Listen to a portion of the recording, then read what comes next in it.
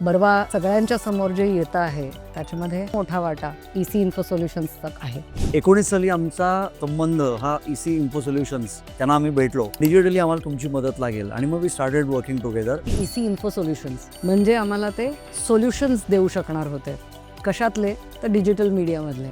आज आपण आता 25 मध्ये बोलतोय. ब्रँड चांगल्या पद्धतीने पर्कोलेट झालाय, चांगल्या पद्धतीने प्रमोट होतोय, लोकांचे फीडबॅक्स खूप पॉझिटिव्ह आहेत आणि हे सगळं करण्यामध्ये श्रेयसी आणि सुशांत या दोघांनी आम्हाला खूप मोठी मदत केली आहे आणि आम्ही डेफिनेटली त्यांच्याबरोबर आमचं काम असंच कंटिन्यू करणार आहोत.